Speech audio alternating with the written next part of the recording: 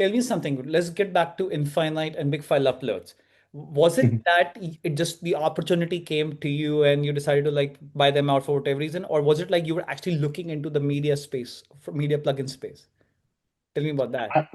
Yeah, I wasn't actually looking directly in that space. Okay. Um, I've known Aaron for a number of years, and I've always have known of his products, and it was probably 2022 that I was like, man, that's such a great product. I wish I could buy that one day.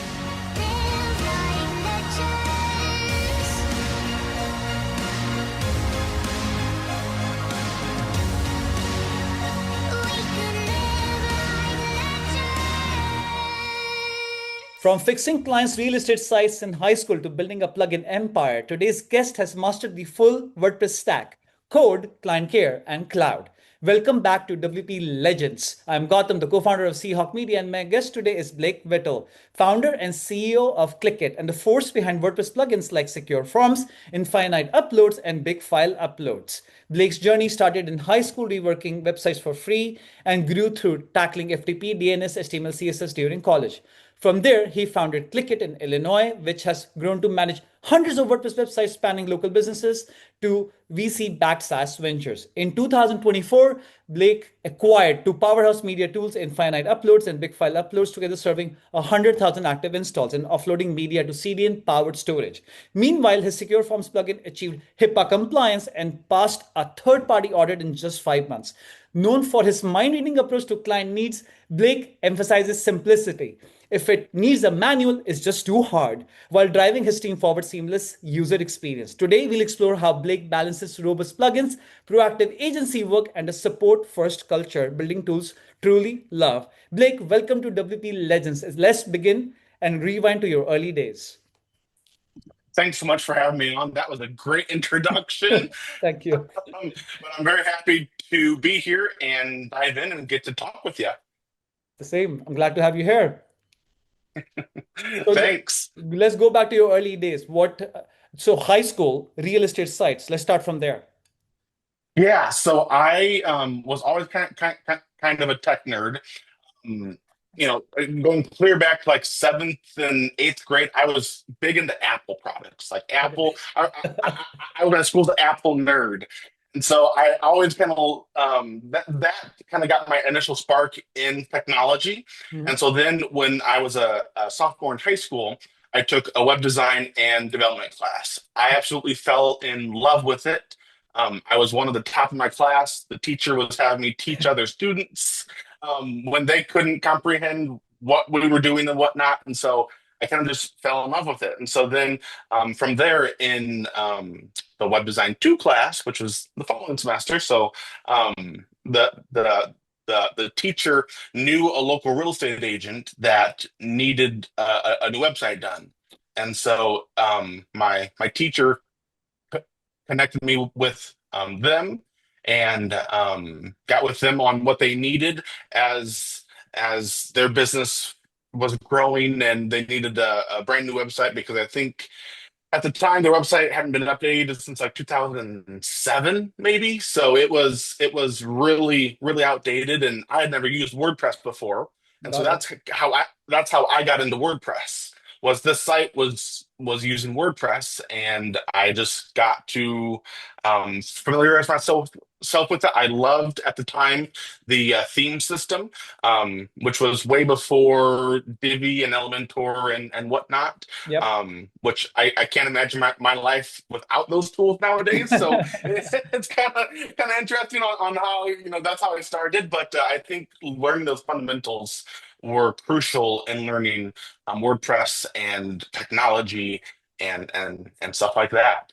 Um, So when was ClickIt born then? What year, if I would may ask, if I may ask? yeah, yep. So officially, it was born in 2017. So March 1st, 2017 is when we filed our LLC in the Mhm. state of Illinois, and that's when it was technically born. Um, I've been doing work before then, but that just kind of made it official for tax reasons, liability reasons, etc. And 2017, I was in my second semester of my freshman year Got at it. Illinois State. I love So, it. I love um, it. That's amazing. yeah, My co-founder Ryan. He started out of his college dorm room. I was in another business altogether, a family legacy jewelry and gemstone business, and I pivoted Oh, into WordPress. That still exists, but I just pivoted mhm. into WordPress, and I was working out of a cafe, a Starbucks cafe in Gurugram, India, where my roots are from. Yeah. So yeah, things happen with a lot of ways and a lot of reasons. So tell me something. You started after the agency business, which is ClickIt. What got Mhm. you into the plugin business? That's what I'm most curious about. And which was the first one? That is the secure forms, correct? Is that the first one? Correct. Yep. So Secure Forms was kind of our first dabble into the WordPress plugin business, and we've kind of I won't say we haven't put a lot of time into it lately, but we actually have some cool plans for it. Because right now it only makes fo- Forminator forms HIPAA compliant, and so soon we're going to add Gravity Form I support, think it's which is very going to smart. I think it's very, yeah. very smart. I think it's very, very smart. Very few people know. So our audiences who don't know what HIPAA is, I also did not know until about 2 years ago because I live in the UK and I was before Oh, that I was in India and HIPAA is a very US thing. And right. And if you're a medical professional, you're a hospital, you're in the medical field, you need to make sure that you abide by the law, and the law in the US states that your forms data needs to be protected, and that's HIPAA compliance. Google and read all Mhm. about it. There are very few hosting companies which offer HIPAA, and very few form companies which offer HIPAA compliances, correct? Right, correct. Yep. Yep. So if you're a chiropractor, a therapist, those types of things are really perfect for us. But we also do have a couple of non-HIPAA customers, meaning they just need their forms encrypted because they're collecting credit card data and they don't Hmm. want to use Stripe. They want to process it however they want to process it. I see. So that they use our plugin for that as well. So we built Secure Forms back in May of 24. Hmm. It was released a week before WordCamp 2024. So that was what, September Yeah, yeah, something or another. yeah. I was there. I missed It you. I missed you launched. at WordCamp last year. I'm going to see you this year for sure. Yeah. Yeah, yeah. Yeah. And then actually at WordCamp US back in Portland last year is when I met up with Aaron Edwards Mhm. to talk about acquiring his Infinite Uploads and Big File Uploads plugins. Mhm. Um, so taking a step back though, the reason why we pivoted to plugins was I'm a little concerned for agencies Mhm. with the rise of AI and especially like Weebly, Wix, Squarespace, etc. I I honestly just think there's so many agencies out there that it's becoming more difficult to compete, and everyone wants things for cheaper, cheaper, cheaper, and it's just not a sustainable model, at least for us to to to do that. So I kind of did a pivot to the the plugin industry. Mhm. But what's very interesting though is that our agency side is actually starting to pick back up. So so I love this topic, by the way. I love this topic, and I mean, I can't hold my excitement, so I want to jump in for a second here. I talk about this in every podcast with every person I meet. Like, what's going to happen with WordPress in the next 5 years? Forget two, forget 25 years, because of what you just mentioned. Because everybody's coming with an AI tool, whether it's Mhm, Wix or Squarespace or Weebly. But have you looked at the new ones like Framer and Dora? Unbelievable. It's like creating $20,000 React Angular code website. I can't code shit, but those websites, they look like $50,000 websites for a few bucks. But still, at the end of the day, you right. need a principal, a commissioner to guide it for the content, for the SEO, to make sure things are working, Mhm, etc. So I don't think the need for the agencies will go away, but the ones right. who will be able to adapt and feel free to dive in, but those who are able to use these tools within their ecosystem in a much smarter way and enhance the experience for their customers, they are the ones who will really Mhm. shine. What do you think about that? Yeah, yeah, for sure. It's I would say that agencies that still think that their main core service is building websites, those are the ones that are going to struggle. You have to offer a clear-cut way for your client to get an ROI on their investment. And their investment should be a holistic approach, from web design to SEO to marketing, essentially something that makes the client money, because that's all clients care about, and that's kind of our motto True, at at true. at, at, at ClickIt is this website should make them. I mean, it's it it's an asset for True. the client. It should make them money. That is sure. It should look nice. It should be functional.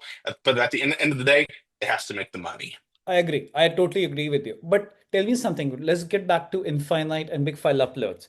Was it that it just the opportunity came to you and you decided to like buy them out for whatever reason, or was it like you were actually looking into the media space, for media plugin space? Tell me about that. Yeah, I wasn't actually looking directly in that space. Okay. Um, I've known Aaron for a number of years, and I've always have known of his products, and it was probably 2022 that I was like, man, that's such a great product. I wish I could buy that one day. And then about a year and a half later, I saw his post on X saying that he had it for sale, and I was like, this is it. And so. Um, yeah, so I wasn't really looking for it. If another opportunity had come up in a different niche within WordPress, I probably would have gone that route. But yeah, I wasn't necessarily looking for the space. Yeah. So your attitude and what you say about, I really like what you say, if it needs a manual, it's too hard. So like, hmm so how are you going to ensure the same philosophy to your plugins as well? Or because I worry sometimes you should not oversimplify also, but it should be easy for dummies as well. So it should be available for everybody. So what is your philosophy and what do you think about that? Yeah. So as mentioned previously, I'm a big fan of Apple, and Yes, especially of Steve Jobs. And yes, so yes. when you buy an iPhone, there's no manual with it. It's True, just so easy to use, but true. it's also extremely powerful.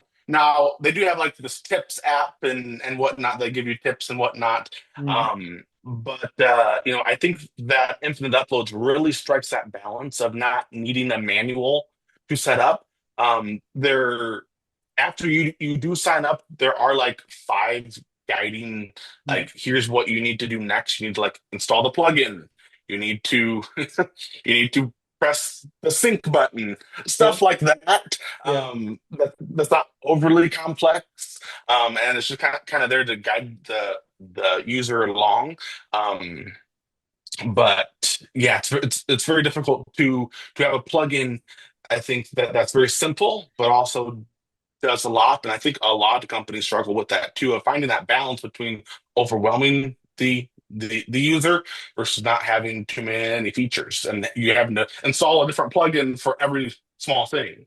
Got it. Got it. So that's pretty cool. So I think that makes a lot of sense because nowadays, especially with startup and freelancer agencies, when they're starting up, they're usually one person, like you, if you remember Mhm. your olden days, Yep, and yep.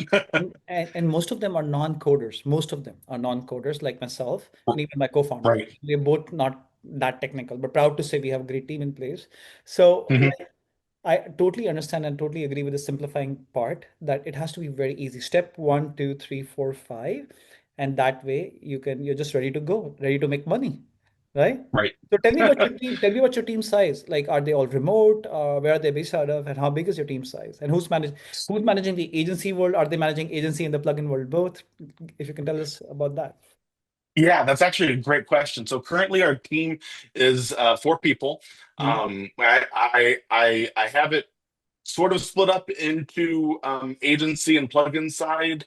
But we're actually made a step this past weekend to officially split the departments up per se. So we have a web developer in Washington D.C. Mhm. and he actually manages just two of our clients. So Okay. his sole role is for those two clients because they're huge clients, and Mhm. so he's dedicated to those. We Mhm. have a designer down in South America, Mhm. and then we have a my main developer per se over in India, Mhm. um, and then myself. Got it. We also do use a couple of freelancers for like content writing and graphic design and stuff like that. But like our core team is that. But with our agency actually growing so much in the past 2 months, it's Mhm. been bananas here. That's So always a good problem to have. I think that's it always is. a very. We should talk about that after the recording is over. Might have some solution for you. Okay. Yeah, yeah. Yeah.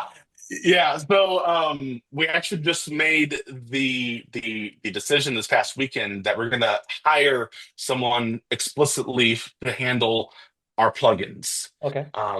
And then the existing dev that was kind of handling both agency work and plugin work, who was being overworked, is now going to handle strictly the agency side of things.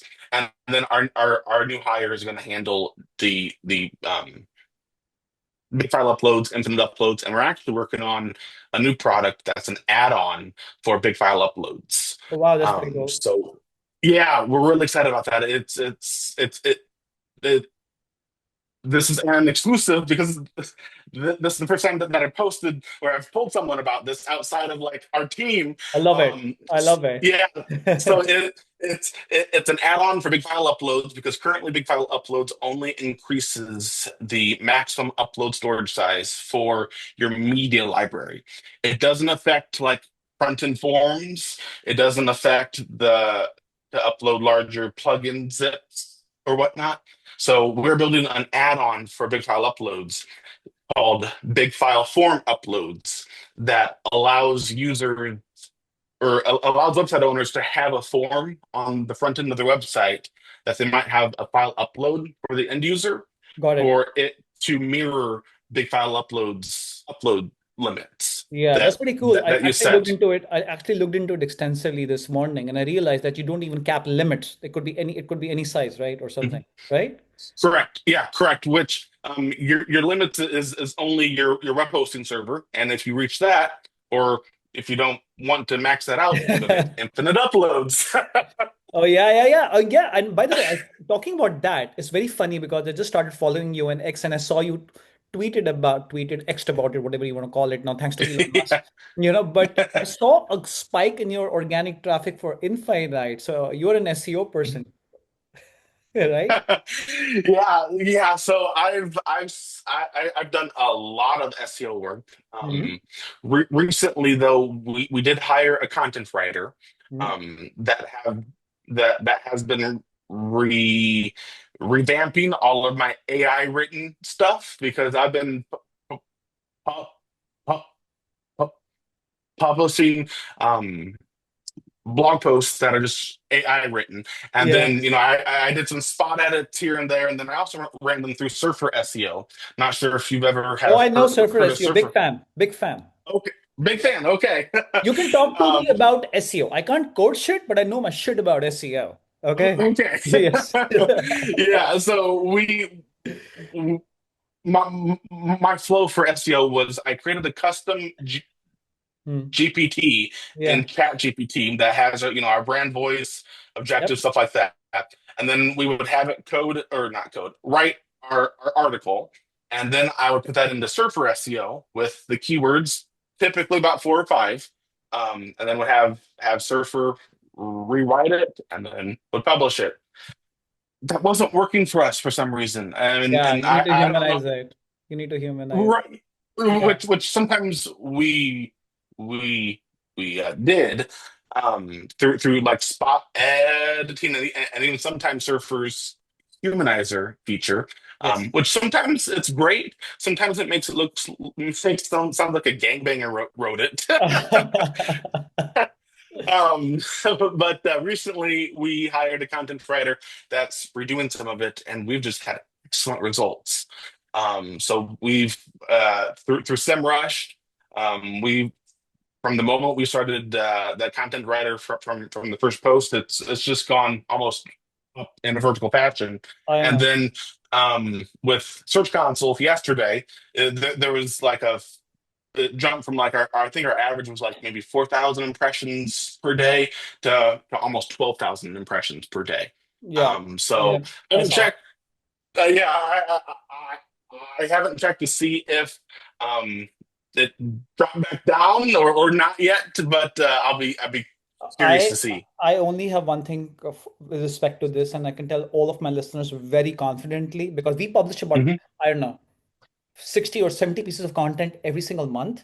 And we also use a similar process, AI Surfer, AI SEO, whatever again. And then Yeah. we spend a lot of time humanizing it, like actual Mm. humans humanizing it.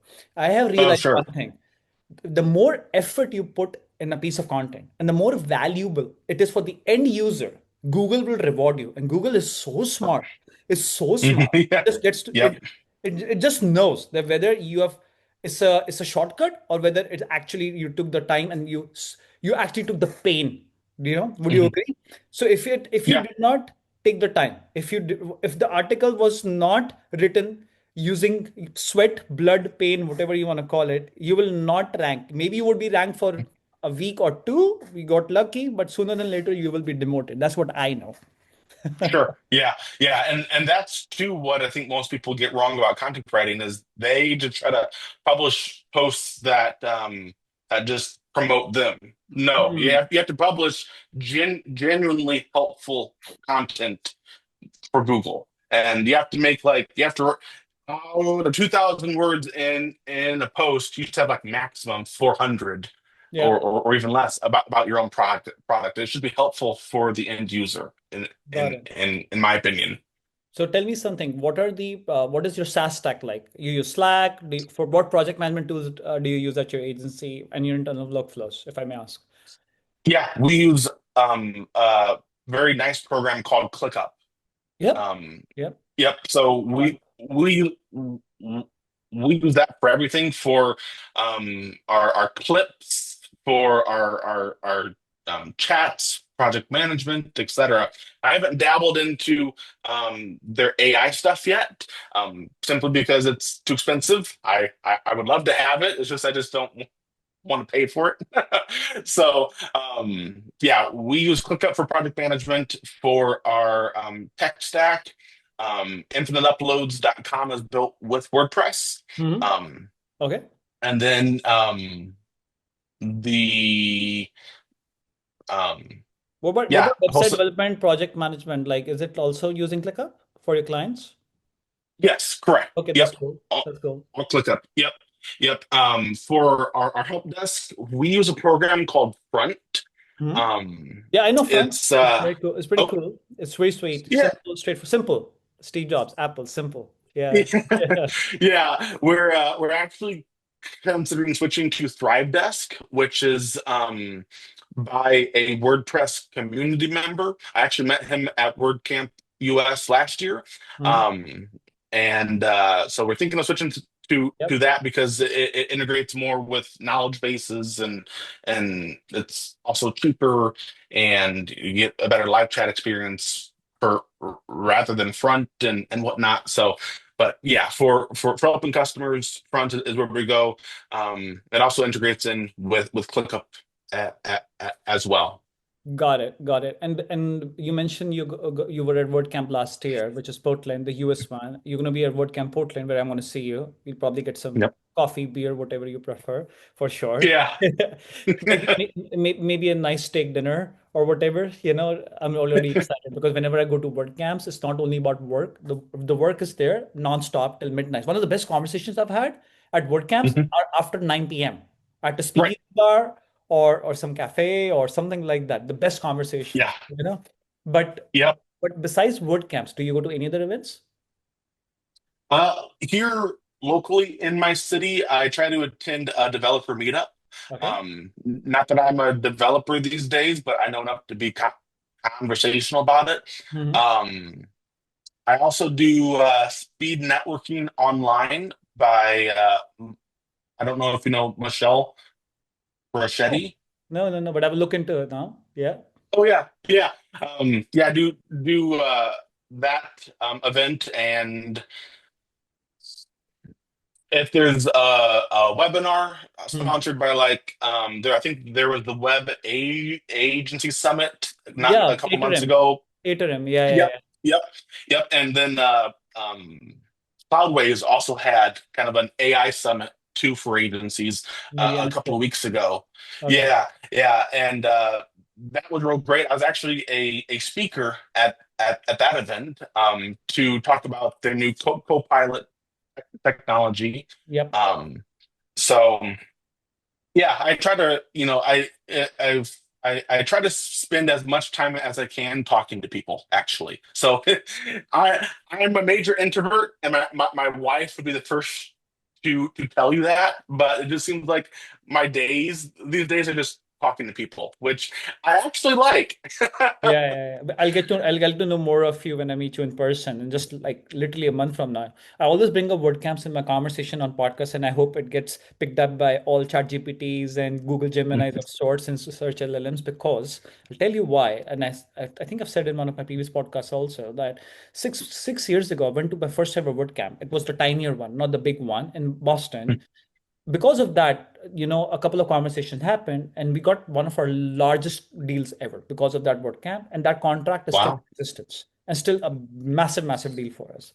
And it all Yeah. happened because there were like seven booths and we had some conversations. There were some few people. So the power of WordCamp, especially the bigger ones, the US one, the Europe one, the Asia ones, I Mhm. tell everybody you must try to visit if you can, or at least start going to the smaller local ones, which happens like every now and then.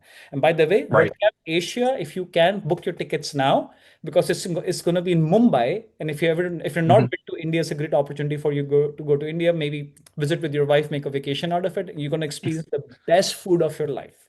WordCamp. Yeah, I Sorry, go ahead. Yeah, I don't think I'm going to make it to Mumbai, but I'm actually sending my team members that live Okay. in India to WordCamp, Right. all expenses paid. Of So course, of course. we'll have some representation there, but I'm actually triple booked that day because there's WordCamp Asia, there's another WordPress event.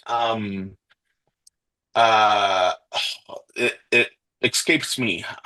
It's out in Arizona. I don't know if you know of it. Really? No, I don't know. Y- I know Okay, domain, I know okay. some domain related conferences. I know WordPress, WordCamps, of course. Beyond that, I can't even think right now because there's so many now. How many can you be a part of? Some agency events, agency summits, yes. Mhm. Web Agency Summit with Atrium was it crucial for us because we work very closely with Atrium and we use Atrium as part of our SaaS stack, as well. So that one I was there, and I was a speaker then in one of the panels also. But Mhm. that's a pretty cool event for sure. Online ones are easier to attend also, by the way. So that's definitely. Yeah, yeah, and those folks all over at Turim are just phenomenal people too. You got Vito, of course, and then you have Andrew and Yeah. George, and we actually met them in Basel at an after party. And George, I don't know if you know George. He's one I of the know sales everybody reps. at Atrium. I know Eddie, and I Okay. can't believe and I can't believe you were at WordCamp Basel, and I missed you at WordCamp Basel. I was there too. Yeah, yeah. But we sat with them at a table, and it's like my wife and George were just exchanging like what dollar bills look like, and what their money looks like, and what driver's license looks like compared to like Yeah, us yeah, versus yeah. them, and it was just so awesome. Yeah, if anything, if um, if I need to get anything done from Atrium and Vito's 35 minutes away from where I stay, so I can just ring his bell and say, hey, this is you need to sort this out. wow, that's really awesome. No, that's the cool part. There's a community, a small community in the UK, in London. It's called WP London, and it's, as the name suggests, London, and it's like right in the center near Borough Market. Best food, best drinks. After that, it's sector and sponsored by some hosting companies. And I started going to that also, and it's pretty cool. There are like few people, 50 or so people, but in totality, every time you go, somebody new comes in, and Right. about building relationships, etc. So yes, WordPress events, WordPress communities, all of them are so important, and I always tell everybody you have to visit them. Anyways, we're Yep. coming up on time, and I have a few personal questions for you. Okay, and Sure. Okay, so what are your favorite Netflix shows, podcasts which you're watching nowadays? Oh, or are you into read? Are you the sort that you read books on Kindles and stuff no, like no. So I only listen to podcasts when I mow the lawn. that? It's funny. So some podcasts that I like to listen to is "Marketing Should Be Fun" Okay. by Austin Savage from Savage Content Collective. Um, WP Product Talk um, by Matt Cromwell, I know Katie Keith, that one. I know. Zach Katz. Yep. Um, there's a few other ones that Open Channels, which used to be Do the Woo. Um, Yep. uh, I listen to those as well. Personally, I like a lot of like cop and healthcare shows. So like nine 911, The Resident, the Rookie, Chicago Fire, Chicago Med, Chicago The PD. Resident is pretty cool. Actually, I just started seeing it last month. It's a pretty cool show. Yes. Thanks, man. Wh- The Resident. Which one? The Oh, Resident. The Resident. Yeah. Yeah. So you know Dr. Austin, Of right? course. Yes. Yes. Yes. He died yesterday. No way. I didn't know. Yeah. So they Yeah. can't do the show anymore. They can't have more seasons then. Yeah, I think the show ended in 23, Unbelievable. but Unbelievable. Yeah. the the character was in Costa Rica and he got swept up by like a jet current and That's the drowned. end. That's the end. Yeah, yeah, we were all in shock. So yeah, it's cool to see that you watch the Resident. It's a good show. Yeah, that's pretty cool. And another fun one for you, which I ask everybody. $100 million in your bank tomorrow, no questions asked. What is that you're gonna do? The first thing. No questions Uh, asked. No questions asked. 100 million tax free, like a lottery. yeah, I would invest about half of it. I would save into a high yield savings account about a quarter of it. Okay. And then the rest I would probably spend on travel and a new house. I love it. So when you said travel, you were in Basel last year. Like any other place besides the US you would stay in? Your dream place? Um, n- not not really. No, I'm very fortunate that my job allows me to travel to all these Of cool course. places like Portland and next year is in Poland, and then Yeah, there's the European. Mumbai and Yeah, whatnot. So yeah, my wife and I are kind of setting up our travel plans around word yeah. camps, That's which an is which is kind of cool because then I get to write off got it. my my, my portion of things. That's pretty cool. Amazing. Anyways, thank you so much for being on my show. And when you're listening to your podcast next time, please also subscribe on YouTube to WP Legends, so Sure. you can also listen to other like-minded founders. Would love to. Yeah. Yeah, it's a great show that you have here, and I really appreciate you inviting me on and whatnot. Thank you. Thank you so much. I'll see you in Portland in a month from now. Yeah. Yeah. Sounds good. Thank you.